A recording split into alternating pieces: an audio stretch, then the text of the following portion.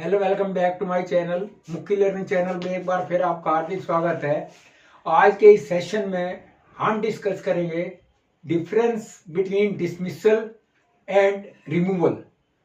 While both dismissal and removal refer to terminating employment, कि dismissal जिसको हिंदी में बर्खास्तगी कहा जाता है और रिमूवल जिसको हिंदी में निष्कासन कहा जाता है। डिसमिस को बर्खास्त करना कहा जाता है। तो बर्खास्त करना, डिसमिसल और रिमूवल दोनों रेफर करते हैं रोजगार का खत्म होना। ये लगने को दोनों ही शब्द बड़े कॉमन है, मतलब लगते हैं कि दोनों में सिमिली है, एक जैसे हैं, लेकिन इन दोनों में काफी फर्क है। वो आज इस सेशन में हम यहाँ पे समझेंगे।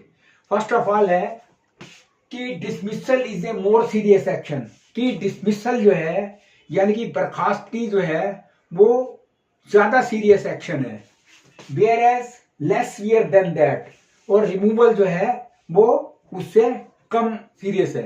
नेक्स्ट है it is often a punishment, वो आमतौर पर सजा होती है, और जबकि it is a termination not due to misconduct, और रिमूवल जो है वो टर्मिनेशन है, यानी किसी चीज का एम्प्लॉयमेंट का एंड है, वो मिसकंडक्ट की वजह से नहीं है।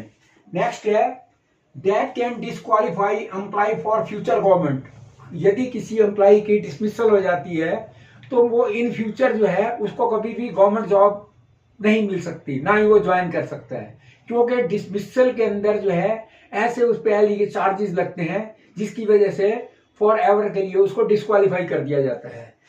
और रिमूवल के अंदर जो है where it does not, removal के अंदर ऐसी कोई कंडीशन नहीं है। यदि किसी एम्प्लॉय की किसी डिपार्टमेंट से रिमूवल हो गई है, किसी मतलब डिपार्टमेंट के बंद होने से या रिट्रेंचमेंट छटनी होने से या उसकी जो परफॉर्मेंस लैक ऑफ परफॉर्मेंस की वजह से, तो उसको वो दोबारा गवर्नमेंट जॉब में आ सकता है, मगर डिसमिसल वाला कभी गवर्नमेंट जॉब में नहीं आ सकता। नेक्स्ट है dismissal is a result of severe misconduct.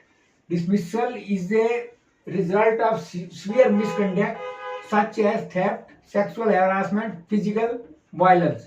कि डिसमिसल जो है गंभीर आचरण के कारण होती है, जिसके अंदर है थेफ्ट भी हो सकती है, सेक्सुअल हैरासमेंट भी हो सकती है और फिजिकल वायलेंस भी हो सकती है।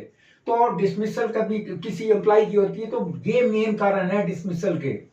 और इसके बाद रिमूवल में क्या है, removal is a non disciplinary factor, removal जो है वो नॉन डिस्प्लिनरी फैक्टर है सच एज परफॉर्मेंस। मान लो किसी एम्प्लॉय की परफॉर्मेंस नहीं है, और या फिर ऑर्गेनाइजेशनल चेंजेस, जो डिपार्टमेंट है उसके अंदर कोई चेंज आ गई, मींस कोई बंद हो गया, या फिर it signifies the end of any employment contract, की रिमूव सिग्निफाई करती है कि जो एम्प्लॉयमेंट कॉन्ट्रैक्ट था उसका खत्म होना, जिसके अंदर डिस्चार्ज, रिट्रेंचमेंट, छटनी हो जाना या उसको जॉब से डिस्चार्ज कर देना, तो ये है रिमूवल में।